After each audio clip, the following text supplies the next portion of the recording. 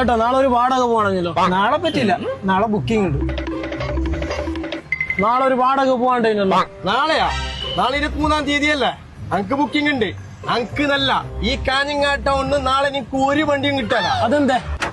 ചെങ്ങായി, നാളെ ഈ കാഞ്ഞങ്ങാട് ടൗൺ കുലുങ്ങും. അതെന്ത് ബോംബ് ഇടുന്ന?